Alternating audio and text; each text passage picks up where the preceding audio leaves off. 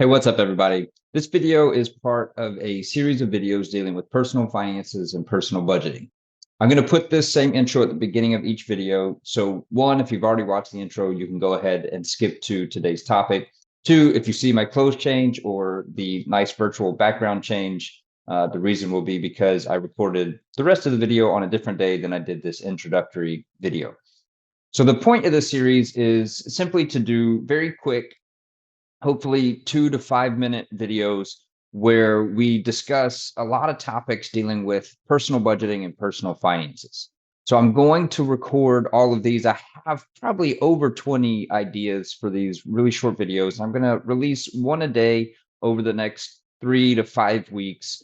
And if there's a topic that you want to hear about, please go ahead and post it in the comments. Maybe it's one that I have coming up, and then I'll release that one in the future. Or perhaps it's something that I haven't talked about or thought about on my list, and I can address that as I continue the series.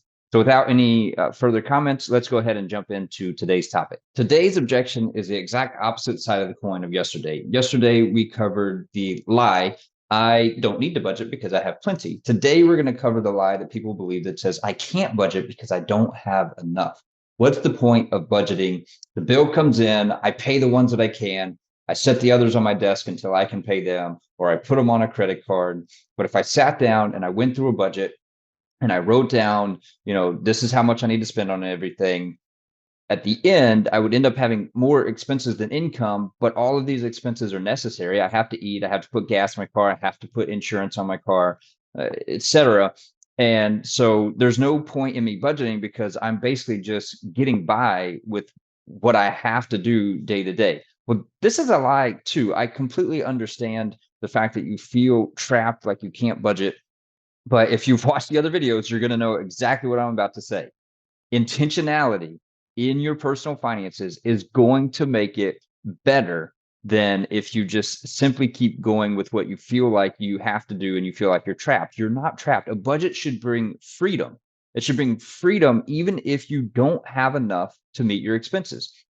And so when I talked about yesterday, that lie for the person who says, I don't need to budget because I have plenty, it's being lazy. Honestly, it's being lazy, and you can get by with being lazy because you have plenty. But today, if you're saying, I can't budget because I don't have enough, you're sticking your head in the sand. You're basically guaranteeing that you're going to be in this situation for the indefinite future. But if you want to sit down and make tomorrow better than today, you need to sit down with intentionality, figure out a plan as you go through the expenses that you have in life. Yes, maybe you're going to get to the end of that and say, all right, my expenses are more than my income and I really don't know what to do about it. But as you sit there and you look through everything, there could be things that you could change. One, you might need to set a goal to increase income, and there's various ways to do that. I know that that can be a very difficult thing. I'm not someone who just says, hey, here's 9 side hustles where you can start making $20,000 a month. I think those are ridiculous. Now, they have worked for people, and you may take one of those ideas to start generating an extra couple $100s a month to help cover your budget. But the point is, you need to have a game plan. Otherwise, nothing is going to change. You need this intentionality. You need this plan in place to make tomorrow better than today. So you're going to sit down. You might see and you might need to make some hard decisions. Okay, I need to cut this out. Honestly, there are things that you're probably paying for that you think are helping bring joy to you, but they're not, because you know that you're spending more than you make.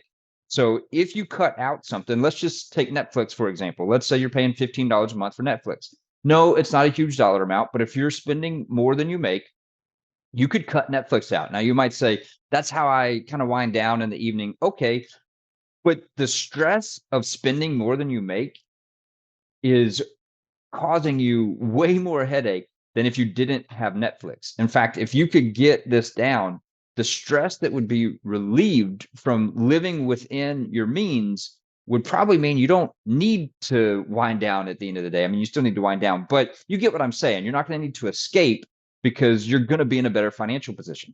So there are things, again, that you think are making you feel better that if you actually cut, you would feel way better because now you're living within your means. So all that to say is, don't stick your head in the sand. You still can budget. You still need to budget, And you need to sit down and come up with an intentional plan for what you're going to do moving forward so that, like I said, tomorrow is better than today. My name is Brad. I'm with Wooten CPA. My goal is to bring peace to your tax and accounting responsibilities. One of the ways I do that is through these videos here on YouTube. Please like this video, share this video for others to see, and subscribe to the channel if you would. That way you're also notified when new videos come out. There will be over 20 in this series of personal finance and personal budgeting that I'm going to try to keep in that 2 to 5 minute window, so they'll be easy to digest for you. Hopefully that they are helpful for you, and I appreciate you watching the videos.